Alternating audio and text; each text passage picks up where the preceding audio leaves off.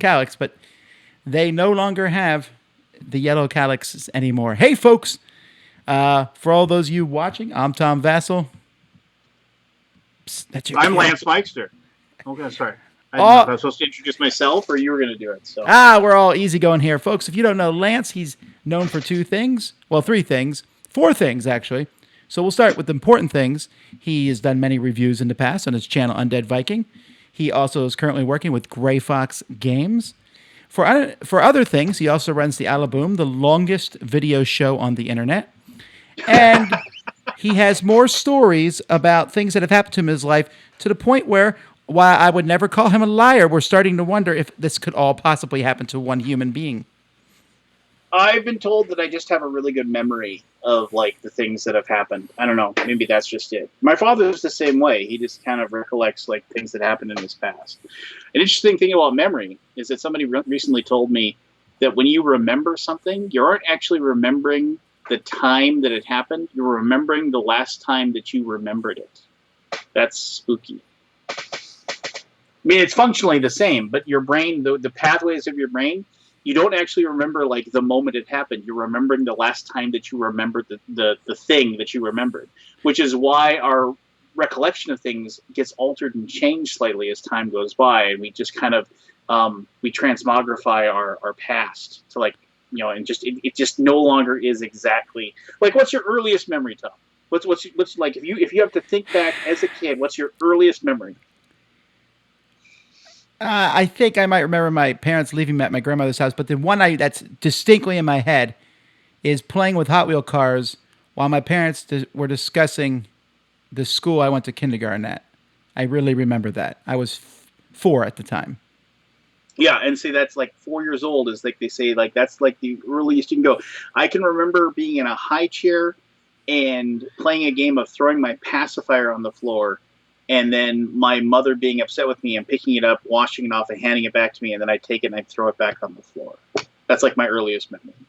And, like, and my mother said, "You just remember me telling you that story." And I was like, "No, but I can picture, like, the old kitchen that we used to have in this small little house that I grew up in." And, you know, but anyway, that's the crazy thing about it. But then we're not here to talk about that. We're here to talk about whatever. So here's look at this. I'm excited. This is a whistle that I printed out.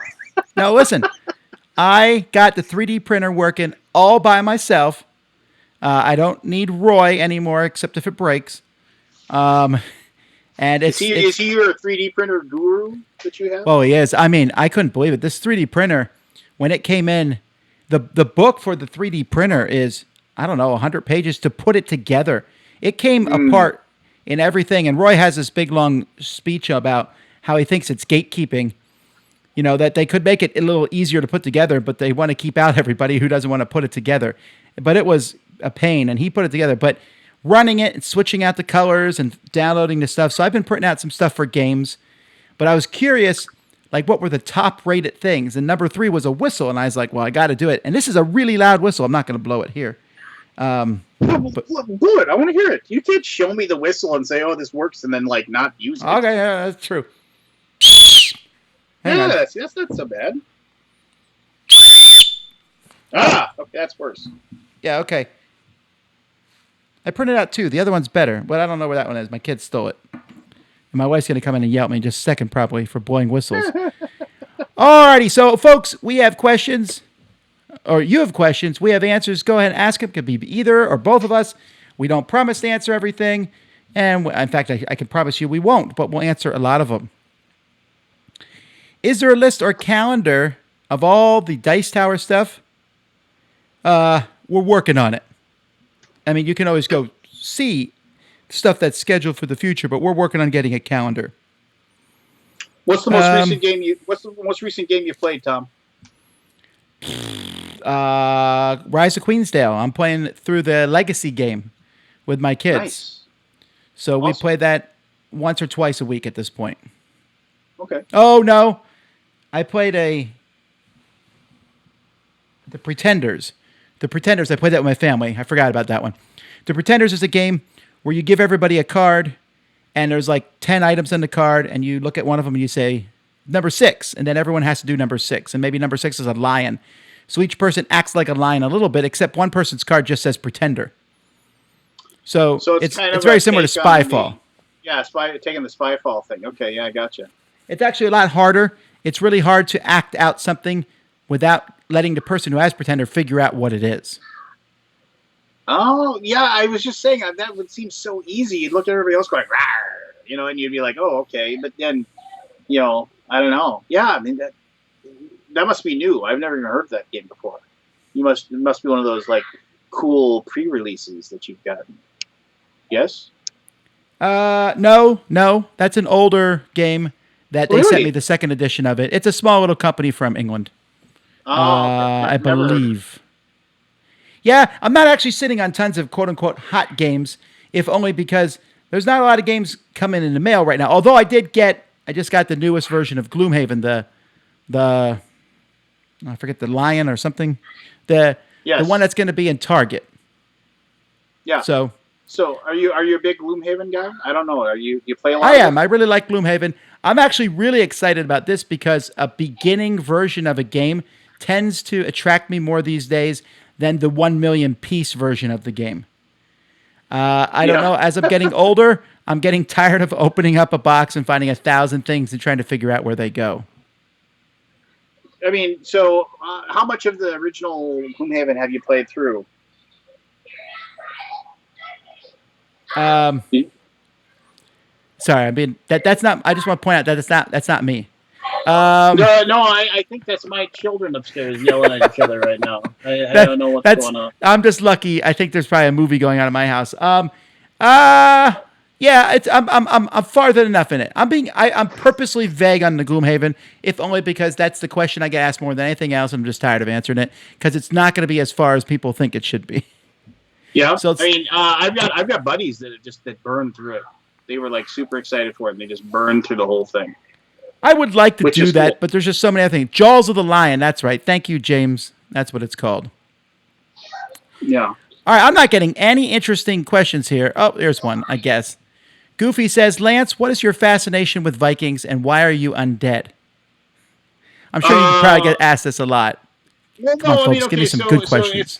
a fairly quick question, fairly quick answer. First of all, I'm mostly Norwegian, so like if you trace back to my whatever great ancestors, you're gonna find out that I probably have Vikings in my blood somewhere. The other thing is that it was actually happenstance when I signed up for Board Game Geek. My username that I've always used everywhere for anything on the internet at that point. It was a very minor character from Hamlet, Fortinbras, who is the son of the Norwegian king. It's a very minor character. He has like 4 lines in the entire thing, but I always used that because he was Norwegian, and I read a lot of literature, and but it was taken. And then at the same time, I was playing City of Heroes, and I had made a City of Villains character called the Undead Viking, and I was like, I'll just use that as my username.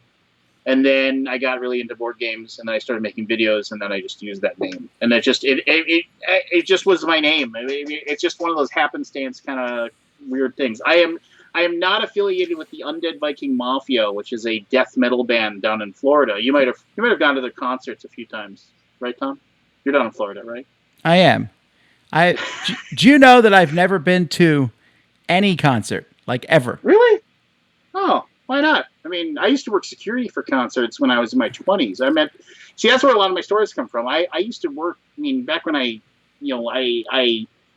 dropped out of college and I worked like 20 different jobs at any given time. One of them was like I worked security at concerts, and I got to meet you know you know almost probably 100 bands of like big bands and like talk to them and hang out with them and go party with them and stuff. So I mean, I had a real bohemian lifestyle in my 20s, and it just kind of like I only stayed in the upper Midwest, but I just got to experience a lot of weirdness as I grew up, and that's where a lot of my stories come from.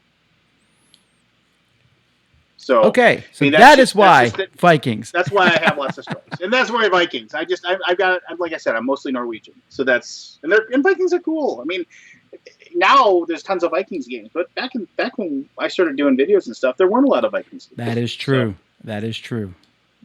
Lance and Sam Healy bringing it back. All right. Okay. What's your favorite way to stay cool in the summertime? So, Air conditioning. I mean, or I go to my or I go to my lake cabin. I go to my lake cabin because when you get close to we have a big lake. We're on a big lake. We have a fairly decent sized cabin. We go there, and when you get close to the water, it's just normally cooler. It's always cooler at the lake, and plus you can go jump in the water if it's too hot. So those are my two things. Yeah, it's not like Florida hot. Like I remember when the first time I ever went to Dice Tower, it was like 75 degrees up here in Minnesota. I got in a plane. Plane was air conditioned. I got off the plane in Florida. You were kind enough to fly me down and gave me a hotel room, and I was like, oh, this is nice. I called my Uber, and I was like, cool. And then I walk outside, and all of a sudden I feel like I'm just swimming through like moisture in the air. I was like, oh my God, how do you live down here? But yeah, it was crazy. It's crazy. How do you live down? I really like the heat. I like the heat. I don't necessarily like what I'm in right now. Like I've turned off the fans in this room and everything, so there's no noise. I'm not a big fan of that dead heat, but outside, down here, you went to Orlando, right? Yes. Yeah.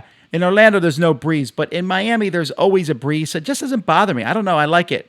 But back to the original question, I also agree. I like air conditioning, but I like the swimming pool. Just in the swimming pool, I'm fine by that. Although, if I had my druthers, water balloon fights, that's just a hard thing to set up. No, it is. You got to get those. I was just at the store the other day with my wife, and they had those things where you just attach them to the end of the hose, and it inflates like 20 water balloons automatically. Like, if you've seen those things are great for getting water balloon fights going. And I'll say this, you actually made me think of something. When I was trying to decide whether or not I was going to get laser eye surgery, you mentioned to me one of the biggest reasons you got laser eye surgery was that you could go swimming with your family and you could actually see them. And I was like, I like going to the lake. I like being able to jump in the lake and goof around with my kids. That is a great idea. That was one of the reasons why I ended up going to get the zapping. That is a thing, though. I'll tell you, if I go swimming now, I get out and I'm like, oh, I'm wearing my glasses. Oh, that's right. I'm not wearing glasses anymore because if you could see at the pool, then you weren't ready yet, if that makes sense. I just always associate with the pool with not being able to see anything. You just saw blobs of people running around.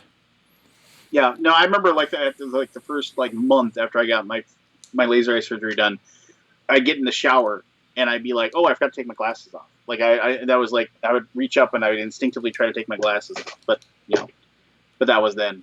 Now it's nothing but 20/20 vision, baby. Yeah, reading at night. Actually, though, for me, it's starting to fade out now. It's not that it's going away, but that the old eyesight's catching up with me. I'm having a hard time reading now. So I'm going to have to get glasses again. It is what it is. Well, you must not have gotten the what's the word I'm looking for? I forget.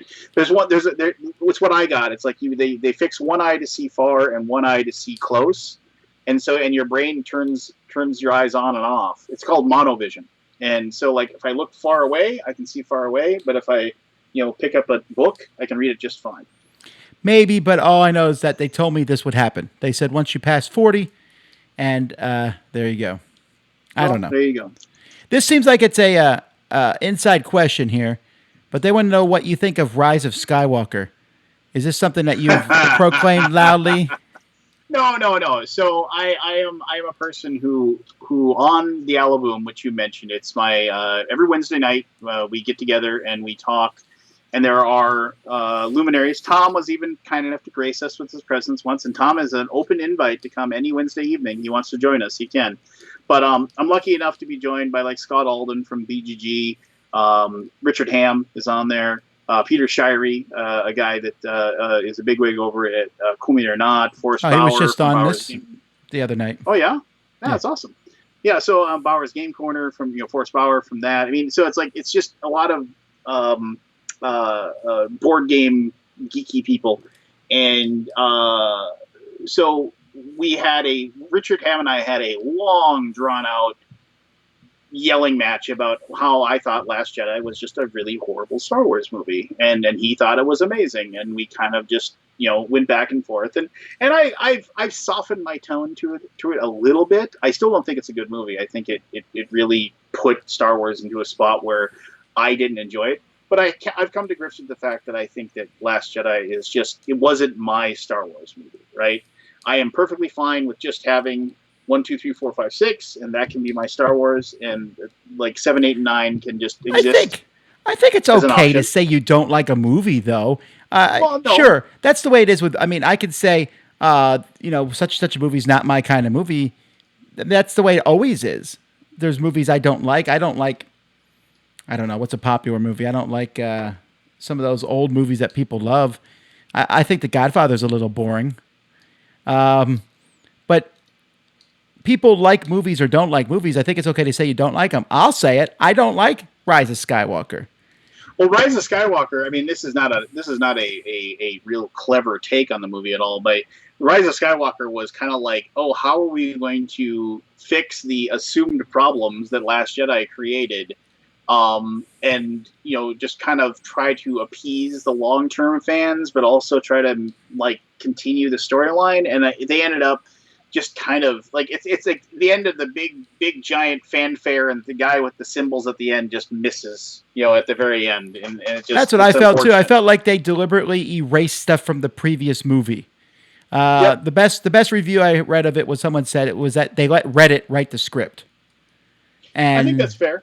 That's what I thought happened. But if you like it, so be it. I just was, and my kids liked it. I took my kids; they had a great time, and I was sitting there going, nah, nah, nah. But at the end of it, my kids had a good time. What can I say? Yeah, my son really enjoyed it, and he really dug it, and he was excited, and that's all I can. I mean, that's fine. It's his Star. It's 7, 8, and 9 is his Star Wars, right? And that's what he can really like, and I can like what I like, and we can all just have a connection. So. And Rise of Skywalker was like I left that movie just kind of like, it wasn't like I hated it. It wasn't like, oh, I liked it. I was just kind of like, really? That's like the final chapter of this thing that was like part of my life for so long. I mean, that was the only thing that really kind of let me down. But how was anything going to possibly make me happy? So, whatever. Alrighty, how is your D&D going? Asked James. It's going great. This is my humble brag moment. A couple years ago at BGG Con, I met and befriended Chris Cluey, who used to be a player on the Minnesota Vikings. I'm a huge sports fan. I'm a huge football fan, and I'm a huge Minnesota Vikings fan. He used to be their punter, and he designed a game called Twilight of the Gods. He's an author of fantasy and sci-fi novels now. Anyway, he ended up coming on the All Boom, and now he shows up every once in a while just to hang out with us. And he mentioned that he's been really sad because he hasn't been able to play D&D in a long time. And I just asked, hey, my group meets every other Saturday and we play online. And he's like, I want to join. And so I'm now playing D&D online with like a professional football player that like played for my #1 team of all time, which I think is just super cool. That's like that's the one cool thing that's really come out. I've mentioned this story 100 times. My wife probably can hear me upstairs. She's just rolling her eyes at me again. Oh, you're so cool, But I think it's super cool. Thanks. But it's already. She thought it was super cool too, but she's heard the story like 100 times, so she's over it at this point. But I'm just not over it. I just think it's really cool. So, all right. Yeah. Pirates versus Vikings. Which is better and why? Vikings were the first pirates, so I have to say, Vikings are pirates. I like, again, in both situations, I feel like I would not be a fan of either group in real life. All right. Obviously. No. But the fantasy versions of these, I tend to like pirates better because they have more panache. And I don't care about this whole hoo thing that some people tend to like. I don't care if you have a long beard or big muscles or wear a bandana. You should grow a big long beard. I started to for 1 year. When the quarantine 1 year and just let it go. When the quarantine started, I said I'm going to let this thing grow. And in a month in, people said, "Tom, you're looking even more Amish than normal." And I couldn't stand it. As soon as it got a little long, I couldn't stand it. I just couldn't do it. In fact, I don't like how long it is now. I'm sorry, it's just not me. That's fair. Duck Dynasty already cornered the market on this. No, I had the beard before Duck Dynasty. So I mean, that's true, but they made it famous.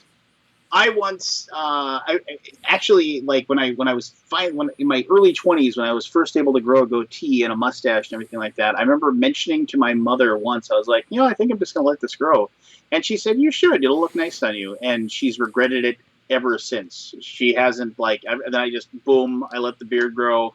I mean, I've trimmed it like shorter, longer, things like that. But ever since I always mentioned that to her, I was like, "You told me I should grow it out," and so I did. And she's like, "I wish I'd never had," because she hasn't seen me clean shaven in what that was like 25 years ago. So, Oh, that would take you a year to grow back, right? I mean, honestly, I don't know. I mean, if I trim it short, it comes back after a few months. I mean, I don't know. It's. I mean, this is about as long as I let it get. I mean, because if it gets any longer, it actually like starts, it gets more in my food than normal. So it's. But thankfully, my a lot of, and this is true to a lot of people. Like I say, you should grow a beard, and they say, "Well, my wife doesn't like me with a beard," and I'm like, "Oh, that's fair." My wife has only ever known me with a beard, and she's always liked it. So I'm lucky that way. So, well, there you go. There you go. The next question is, how often do you sit back and admire your collection of games? Well, that's kind of I mean, I've recently gone through a huge purge that I've been doing over the last year. I had close to, I mean, right now, like what you see behind me, is like the best this room has looked in forever. And I still want to get rid of about 400 games or so. It's tough though. It's tough to just, I realize that there's it's easy. Well, I know. Well, I got rid of 3,000. So, I mean, it definitely was easy. I mean, these are the weird, tough decisions that I don't know why I have them. It's not even a matter of having a problem getting rid of it. My local, well, not recently, but my local game stores usually have they usually run they call it a geeky, a rummage sale. And you buy a table and you go there and I would sell the games for nothing pretty much.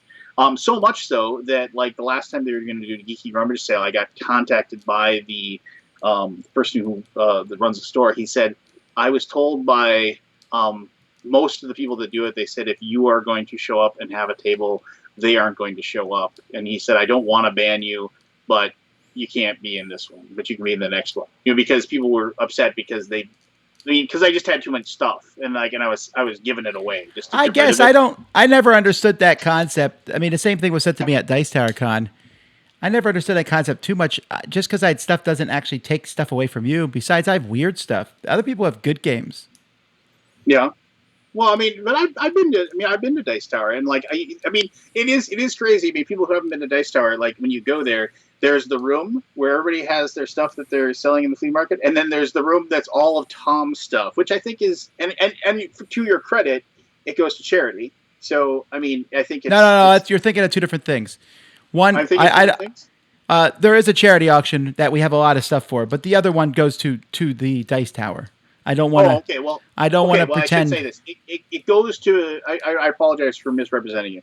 It goes towards making sure that Dice Tower stays. It goes to the expenses of the con. Yeah. Yeah. So and that's good too, though. I mean, think of the service that you provide. I'm not trying here to butter your buns, Tom. I mean, I would prefer you not actually, but. Well, no, I got a question to ask you. After the thousands and thousands of games that you played, and you and I are you've played more than me. I'm talking to. I can genuinely say I'm talking to one of the few people on the planet that have played more board games than I have, and that's a very small number of people in my opinion. How do you still? I mean, my channel, it's I still do my channel. I don't nearly do the volume that I used to do. I do the weekly show, and then I do maybe one extra video a week, just doing something fun I want to do. Whereas you, I mean, you just keep, and this once again, I'm not trying to kiss your butt here. I'm just saying, how do you? Gets worse, but yes. Yeah, how do you manage to? I mean, because for me, it's I definitely suffered. I've suffered burnout. I've suffered. I just don't want to bother with it right now. I just. How do you maintain? I realize it's your job, but I also how do you maintain your level? I don't know. I just like doing it. I don't know how to explain it. I like the idea of finding a new game. I play a lot of games in the past months over the quarantine, and there's been some really bad ones, but there's been some really great ones. I don't know. I just keep finding good, fun new games. I enjoy when I play a good game because I can't wait to tell people about it. Like today I reviewed the new Back to the Future game. It's so good.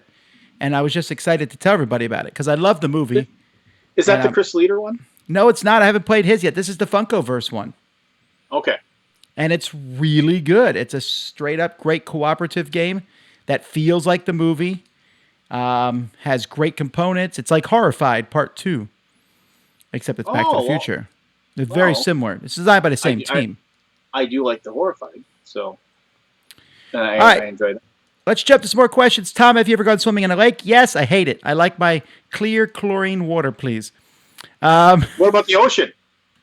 I don't mind swimming in the ocean. I just don't like the beach. It's kind of a weird thing. Like, I don't like the sand. That gets all over you and stuff. That just annoys me. But I like swimming in the ocean. So, like, when we went on the last cruise, they took us out to swim with the manta rays in the middle on like a reef somewhere.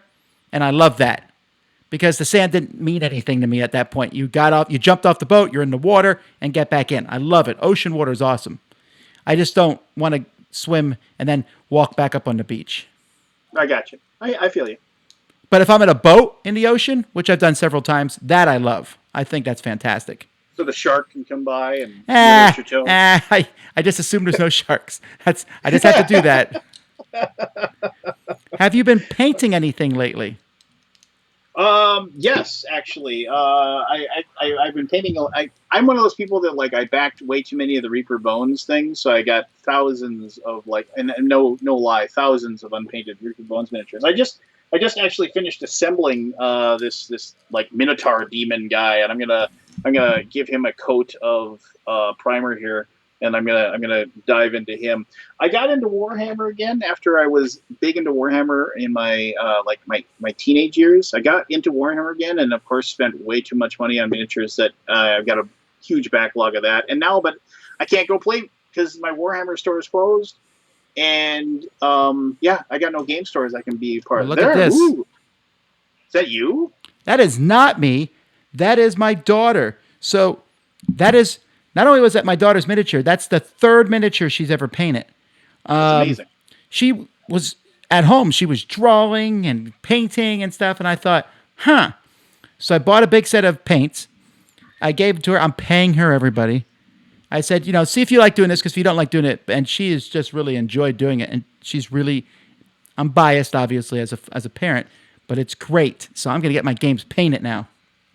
That's amazing. That's really well done. What miniature is that game for? That's for the new Monumental from Funforge. Awesome. Yeah, I'm excited about that. All right, let's see. What kind of paint? Out of curiosity, what kind of paints did you? Were they like Reaper or Army Painter? Hang on, let me look at off the top of my head. I'm not remembering, but I can check my order on Amazon and see. So. You didn't shop local, Tom? Has anyone shopped local in the last couple of months? Let's see here. I'm gonna guess it's Army Painter, just because if you went, you can get a huge, big, giant box of those. That is correct. It's the Army Painter miniature painting set with bonus Wargamer Regiment miniature paintbrush, acrylic model paint set with 50 bottles of non-toxic model paints. That seemed like a good starting kit. It was, and it's a really good set. It has good shaders, and anyway. And using the 3D printer, I printed her out. A whistle. No, the thing that lets her hold the miniature. So. Oh yeah. So this is her painting. Yeah. Aww. And you can see the thing I 3D printed on it. Stop rotating, you stupid phone. All right. Now that I'm old and I have to take pills, you just use pills. That's true. So when I was young, I said this in once, and the tweet got favorited by a lot of people, but it was one of those things where it's like, when I was young, I wish I had more pill bottles for my miniatures. Well, now I'm old and I have all the pill bottles I want, but I don't have the time that I did when I was a kid. So it's like you'll have it soon enough, but then maybe your hand won't be steady. Who knows? Well, there's that. Anyway. All right, yeah, but no, painting's great. I love painting. Kabuki says, Tom, do you have a swimming pool at your house? I never heard of talk of it. We have a swimming pool in our neighborhood that might be opening up this week. I was reading the regulations online, and they seemed awfully draconian.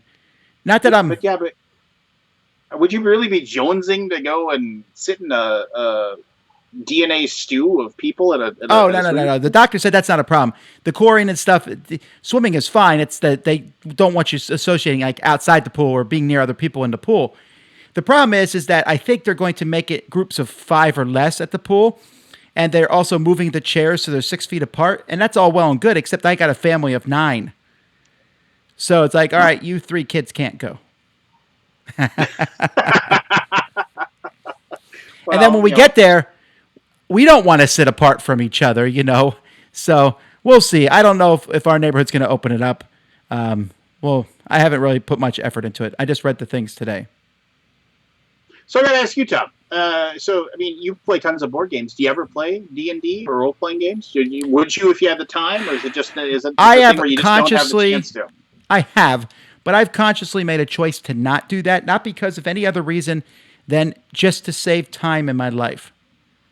I know that I would love it. I know I would get caught up into it. I'd play it all the time, but I need to play board games in my spare time, or that's what I'm choosing to do. I'm choosing between good things. That being said, in the upcoming online convention at the BGG Dice Tower Online Con, if someone's willing to run a D&D campaign, I might do a one-off or something, or not even D&D, whatever, Pathfinder. I'll do it. I would love to DM you and whoever else in a one-off. We could use Roll20. Oh, I could do this easily. I'll talk to after this, you, me, and Scott or something. Maybe we can figure something out and make it happen. I'll do it. I could kill Tom Vasel. Yeah, I don't care. I just don't care. It's a one-off. Don't matter to me. So, all right, let's see here. Yes, I'm going to download Hoopla. I know. So this is like you actually have questions and people watching. This is so different from the Alaboom. Though to be fair, we used to have like maybe 10, and now sometimes we have up to like 30 or 40 people watching. It's actually and we've been doing it for like I don't know, like 4 years, 5 years. It's like ridiculous how long. Well, maybe after this you'll have more people. Maybe more people. Maybe. All right. Corlou wants to know, what's your favorite part of going to an amusement park? Man. I mean, it's been a while. I haven't been. I went 2 years ago with my kids. I mean, I guess it's just being there with my kids. But I mean, I used to love going on the rides, but now as you get older, you just don't have.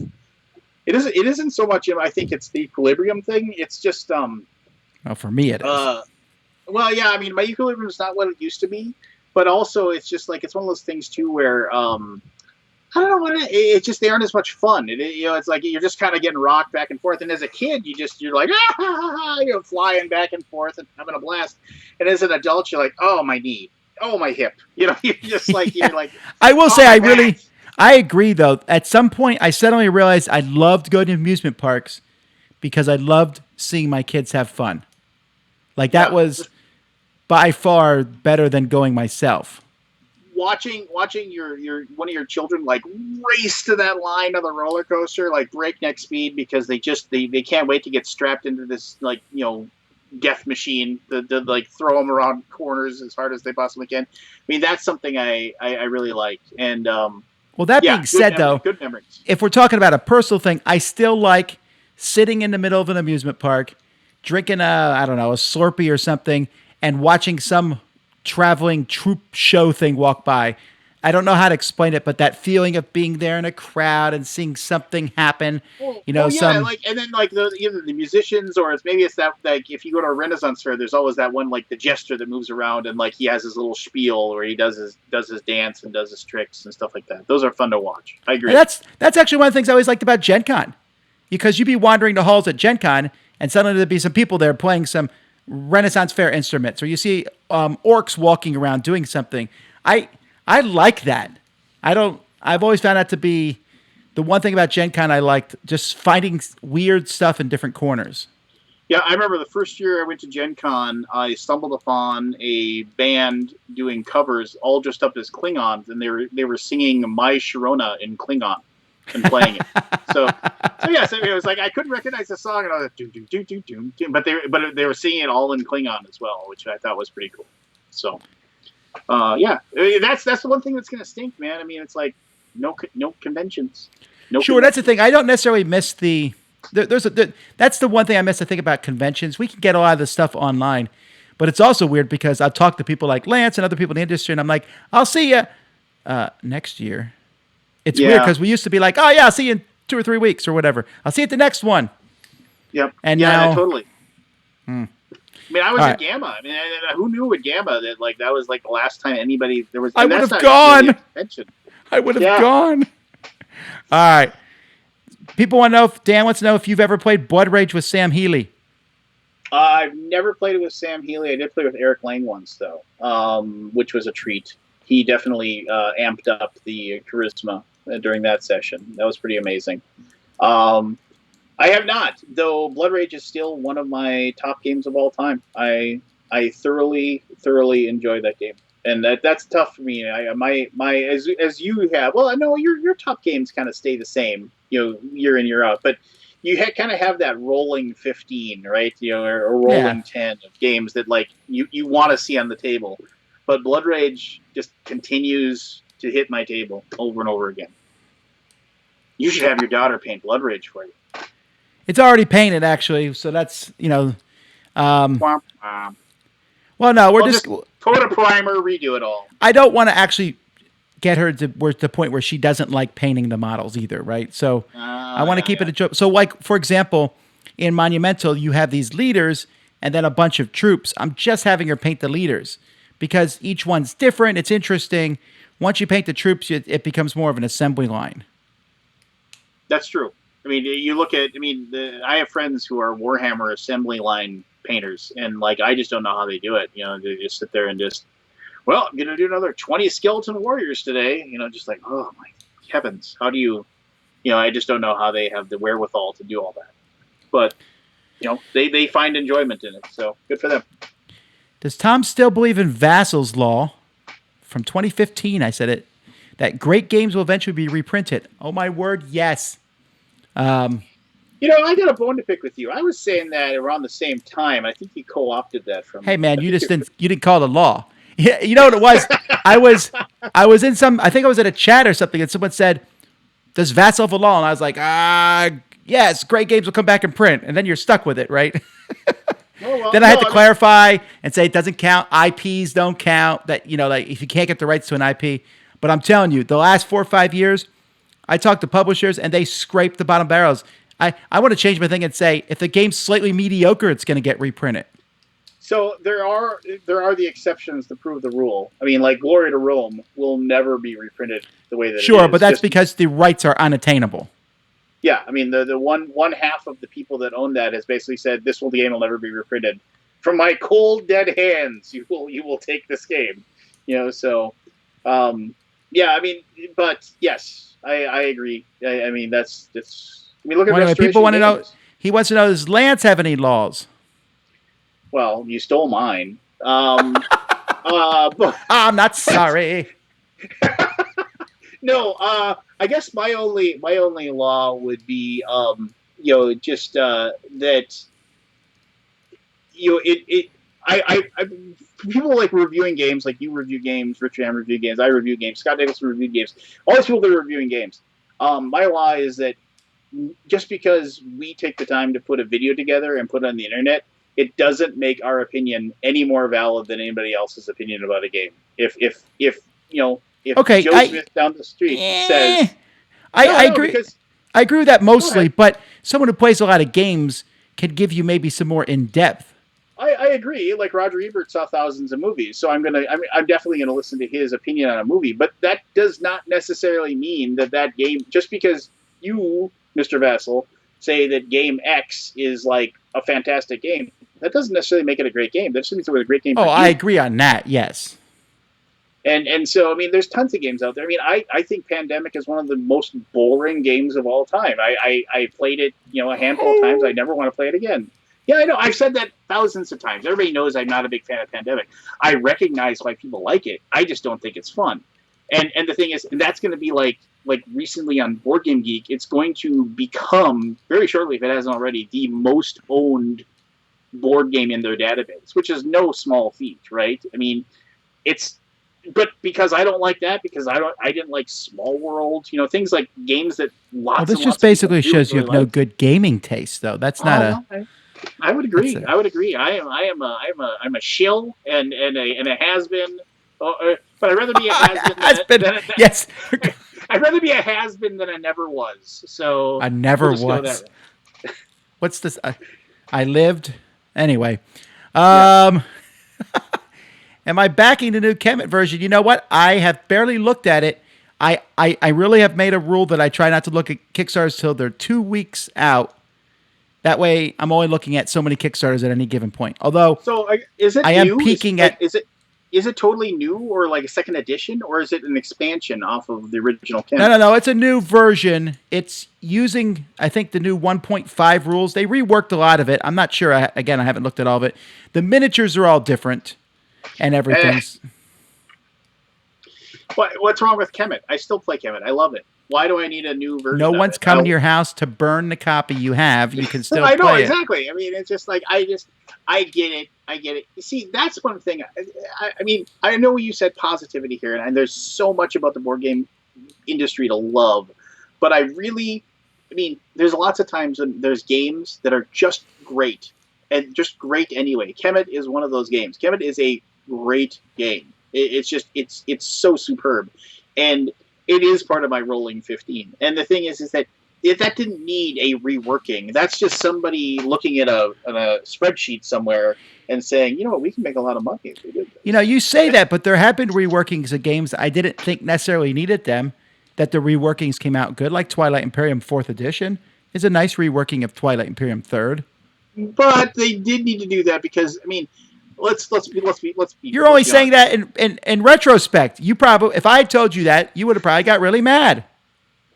No, actually, I mean, because Twilight Imperium Third was a game that I really, obviously, it's a game I love, but I mean, it's also a game that maybe I played it once every 12 to 14 months. Well, sure. Whereas like fourth edition, I mean, I mean, admittedly, I haven't played it now in a while, but when it came out, I mean, I banged out like I think it was a half dozen plays of it, like relatively quickly because I really like the improvements and I like the fact that it did slim. I mean, it was still a big epic game, but they did slim it down a little bit, and I thought they did a good job with it. I mean, and not once again not to be negative, but I mean, I was admittedly scared. I was like, oh, how are they going to screw this up? And then I was pleasantly surprised that they hadn't. So I still play my third edition though. I still will. I haven't played it since, but I want to. All right, well, this is a good question that we can answer here. This person, Stick H, says, Lance, I haven't seen your show before. Can you give us a quick synopsis of what we would find and experience on Alaboom and where? I guess All right, I'll add that. Yeah, Undead Viking videos. You can find me on the YouTubes. Easy enough. Wednesday nights at 9 p.m. Central. We just started up a live show. It is a grab bag of people from across the industry. Like I said, it is almost always Peter Shirey, guy from Cool Mean or Not. Scott Alden, the guy who runs Board Game Geek. Richard Ham is on. We tend to we talk about the games we played in the last week. We discuss pop culture, whether we've seen certain movies or TV shows. We have an airing of grievances, things that have bothered us recently. Those could be gaming related, they could be non-gaming related. We tell, and then usually towards the end of the show, if Scott's on, he hosts Jackbox TV games where we do trivia games, and it is definitely not for kids. I'm going to say that the first hour is usually family friendly, but after that, the colorful language can come out from occasion, and definitely the Jackbox TV tends to be more of an adult situation as far as like the tone of the humor. But I don't know. Like I said, I mean, it's like it randomly starts at 9. We never stop before midnight, and like last one I think we were still going at 1:30 or 2 o'clock in the morning. We were still going strong, just talking about life and talking about the things that are either bugging us or making us happy. And it originally started as a total joke. Like, it was like, hey, wouldn't it be cool if we just got together on Wednesday night and we could just hang out and talk? And wouldn't it be cool if I just made it live on my show? And that was like, whatever it was, 3 or 4 years ago. And since then, it's just become a thing, that nobody knows about, obviously. But it's become a thing that the people that are involved with look forward to every week. There you go. It's Imagine if you could just watch 5 people that really like each other, that live thousands of miles away from each other, just sit down and virtually talk to each other about whatever. And that's what it is. All right, Space Tot 101 says, in a super chat, he says, how do I ask a question? Mine was skipped. Well, that's one way for me to always notice it.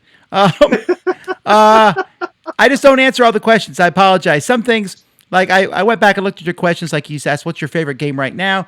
But I actually do lists on that, so you can just go see my top 100 games and see what my favorite game is, which is Le Havre, actually. But so I don't always answer some of the stuff we get asked all the time. Can I share a story about Le Havre? You sure? You're going to anyway. Well, yeah, but I mean, it was a perfunctory question there. So I'm going to share, and I do want to share a story about how and this is not why Tom had me on, but I want to share a story about what an awesome person that Tom is. That's between me and him. But anyway, so I was at a gaming convention. And somebody said, hey, do you want to play Le Havre? And Le Havre had been out for maybe 9 months, and I played it a couple times. I was like, sure, I'll play Le Havre. It was like a little local convention in Minnesota. And so we sat down. It was 3 of us. We sat down to play Le Havre. And this other guy came over, and he says, oh, is that Le Havre? And we said yes. And he's like, oh, I've always wanted to play this. And I said, well, come in and sit down. And then one guy at the table said, I don't play Le Havre with more than 3 people. I agree. I only play with 3 people. And I just kind of looked at him and I was like, yeah, but he's like never played the game before. And, I just thought it'd be nice for him to be able to sit down and play. And he's like, yeah, well, then if we're going to play, he's like, he's like, well, it's my game and we're only going to play with 3. And I was just kind of like, okay, well, you can have my spot. And I just got up and I went and played something else. And I was like, and it was like my first ever experience of dealing with anybody that was like, this is the player number that I will play with this game, and I will not change my mind about the player numbers that I have for this game. And since then I have realized that there are certain games that, like, I wouldn't say unplayable, but they definitely aren't as much fun. Like Grand Austria Hotel, a game that I really like. If you play with 4 players, I mean, yeah, no, thank you, because of the snake turn mechanism in that, like, one person will, when you go first, you end up waiting like 15 minutes before you can take another action, which is ridiculous. But yes, I found that like that was my first ever experience, and at the first I was like, that guy's a jerk, and then I've softened my attitude towards that. I mean, I guess if that's I think there's a way to say it though, right? I mean, I've said the same thing with Le Havre. We set it up on the cruise, and we had 3 people, and someone came by, and I was like, I'm really sorry. This game's no good with 4. Yeah, I'm apologetic. And if that's the only person around and there's only 4 of us, I guess we're not playing Le Havre then. We'll play another game to include this other person. Yeah, but I would rather do that than make everyone play an unfun game. There's a lot of Euro games that are good with 4 and are terrible with 5. And if that 5th person shows up, I'm like, what it is. Why do you think that they make those games for those different groups? Like, I mean, they have to know, right? I mean, is it money. Come on now, that's why. Well, I know, but I mean, is it just so they can say, oh, hey, it's for 2 to 5 people? I mean, it's like, you don't, I mean, yes, you publish games, so I'm not saying you don't publish games, but because I know you've designed games and you've had a hand in publishing them, but like when you publish games, like especially on Kickstarter, one of the first questions you have to say is like, well, this, not to turn into a shill, but for our next Kickstarter that's coming out in about 8 weeks for Grey Fox, it's a game called Arcana Rising. It's about becoming an archmage. It's card drafting and engine building, and I immediately said, he's like, well, here's the game we're gonna do, and I said, well, where's the solo game? And they're like, well, we don't have one. I was like, come up with one, because people are going to ask, can I play this game solo? It's just a question everybody asks. It's like, can you come up with a way for me to play this game as a 1-person game? And it's not that there's like a huge, like, it's not that the game will be amazing as a solo game. It's not even that you have a huge audience for a game that to be a solo. But there's enough of a audience that if you have a solo option, as you said, it only gets better, right? But sometimes there are games, like you said, with 5 players, it's like this game is unplayable. I mean, not unplayable, it's playable, but I mean, it's just nobody's having any fun. I played a 5-player game of Belfort once, and everybody at the table, I thought they were like looking for windows to jump out of. The game was taking so long. It also depends on the people playing too. All right, I don't normally talk about news on this one, but I do want to ask your opinion on this. Michael mentions it. Did you hear about Kaman's announcement of Masters of the Universe? Yes, I did. So am I weird that I don't look back at here, hold on, time out. So right now on the Hasbro YouTube channel, they are live streaming the old G.I. Joe cartoon. You can just watch it. They're going through all the episodes. I have that on as background noise for me. They're really bad though. Really bad. They're really bad.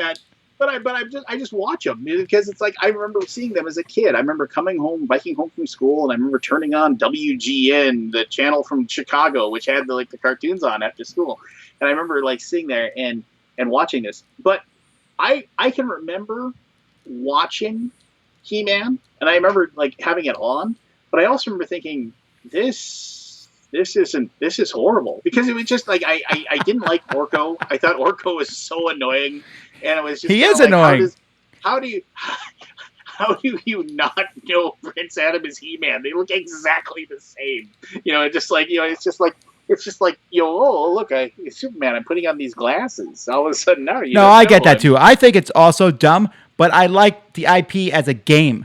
I think it would be fun to play them with the miniatures.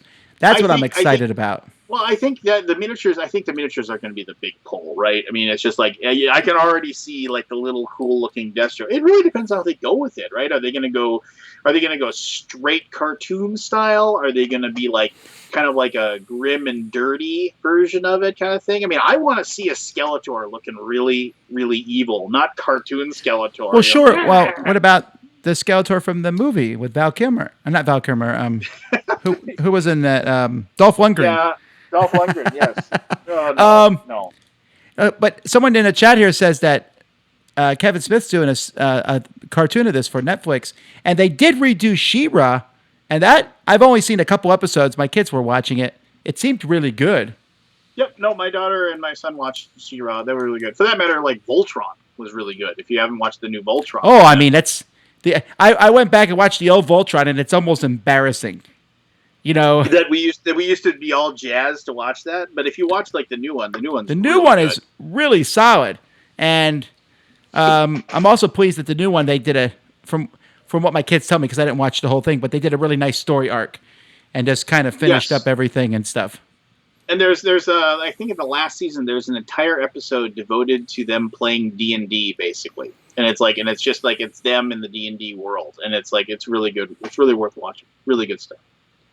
I know this lasted now about an hour or so. So can I share why Tom Vasel's awesome for starting? Fine. I don't know what you're about to say, but all right. No, I've already told you the story personally. Oh, okay. So no. So there was an origin. So this is all you see if you ever see Tom. I know if you see Tom at a convention, you just walk up, you say hi to him. He gives of his time consistently. But Tom and I obviously go way back.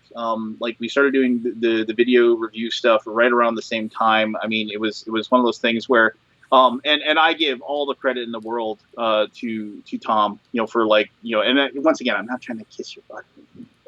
No, I mean, just basically taking what we all did back then and really making it your own and turning it into your profession and whatever. I mean, that's amazing. And I said that many times, but the thing is that Tom and I, like I said, we go way back and we've always had conversations and talks. And I remember I still remember the first time I saw you at Gen Con, and it was one of those things too, where we had maybe, and then we played that game where you had to drop the cards and the cards landed on each other. It was something it was a flower power. There you go. I dragged you into it. You were walking by and I was like, you got to play this game. So we played it, and then you. Flower Fall. Flowerfall, yeah, and then you gave me, I don't know, you said something, and I looked at you like, what? And like, you were like, oh, that was a good shot. And I was like, you didn't think I trash talked? I was like, and so like, then we hit it off, and it was me, you, and Joel Eddy, and we were having a blast. But anyway, regardless, a few years back at Origins, I was having a crummy time, for things I won't go into, but I mean, just I was at the dinner place, whatever, the North Market. And all of a sudden, like, somebody taps me on the shoulder, and I turn around, and it's you, and you're like, hey, how's it going? And I was like, oh, I'm trying to decide what I want to eat. And then you knew I was having a tough time at that time, and you just said, how you doing? And I was like, I'm doing okay. You said, no, really. I mean, how are you doing? It's like, are you doing okay? I mean, like, with everything that's going on. And its thing is that I never reached out to you personally. You knew I was having a tough time, but you took a moment, and like in the middle of North Market, and you just like, for like 5-10 minutes, and you gave me some absolutely perfect advice that I needed to hear. It totally like helped reverse like the way I felt at that time. And anytime I ever hear anybody like, well, Tom Vasel, he's a shill. He loves every game. I was like, you know what? Tom's like one of the nicest guys in the whole wide world, and I will defend that for the rest of my life. So anyway, whoever wonders if like Tom is as cool as you think he might be, he totally is. He's a genuine 100% good dude, and that's like my one lasting like memory of you. Totally is like just how you totally took the time to do that, and that was really awesome of you. Well, that was nice of you to say. I was there just eating. No, if you're looking for me at Origins, I was in the way to the ice cream, right? You just couldn't get past. Actually, I remember where that was. You were right by the bubble tea place. Yeah. I don't know why that is. I could always, when I have the hardest time remembering sub stuff, but I often remember playing games with people. Like you mentioned at Firefall, I remember that because I remember where it was in the corner of Gen Con, and Chris Sislick there was showing off his new game, and I was just I was just grabbing random people walking by, and you happened to walk by, so I was like, you got to play this. It's stupid, but it's good. That's a good way to get me at a convention, though. If you have a game that looks stupid, but I might like it. Like if it's, you throw this at this, you roll the ball down here. I'm like, all right, let's try this. Who cares? Because that's like a convention thing. Yeah, no, that totally is. That's totally a convention game because you can teach it in 5 minutes and then go, right. I always feel so sorry, and I shouldn't say this. I don't know where they're at, but I always feel so sorry when you walk by a table at a convention. And you see the game, you see the shrink wraps already like crumpled up and put to the side. You can see they punched all the components, and there's 4 people sitting at a table, and there's one person with his face buried in a rule book, while everybody else is sitting there on their phone, waiting for him to teach the game. And I'm like, oh man, this is like the worst place to learn a new game. It's just like, but they're all I guess they're super excited to play it. So I guess maybe, but I mean, I always feel bad. It's just like, I hate teaching games as it is, but I mean, I don't know. It's. I always worry that people are like, it's like, oh, okay, 45 minutes. We're finally going to play the first turn of this game, and then the game itself is an hour and a half. But whatever.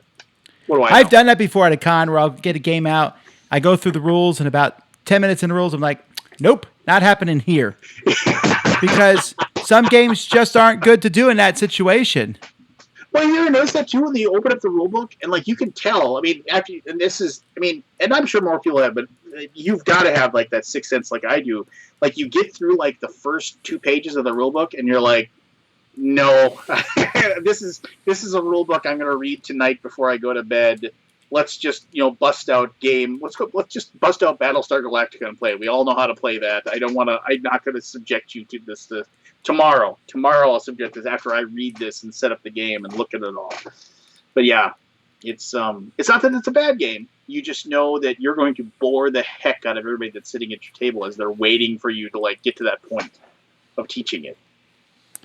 Well, speaking of that, folks, it is now time to end the show. We will be doing this again. Well, not me, but someone on Dice Tower is doing it again tomorrow at 9 o'clock every night. I think this is, I don't even know what number we're at right now.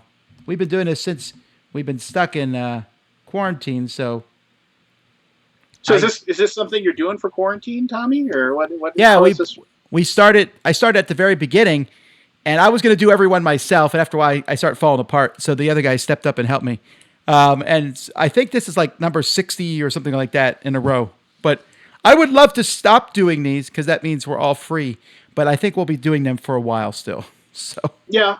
Well, I mean, everybody be safe out there. Just make good choices. Protect yourself. Protect your loved ones. I argue with my mom every day, telling her you don't need to go to the grocery store. I will order them for you. Just like trying to maintain that level. But Tom, I can't express enough how good it is to see you. I'm sorry that I can't be seeing you across the table right now. I mean, I miss you. I miss all these people that normally are my convention buddies, right? And just keep doing what you do, man, and keep the content coming. You're one of the few actual content creators that I actually watch the stuff. So. what? All right. Yeah, I know. Right, I don't watch a lot of it. But I do. You can't watch it all. I don't even watch my own stuff. All righty, folks. We'll be back next time. Until then, I'm Tom Vasel. I'm Lance Myxter, the Undead Viking. We'll see y'all.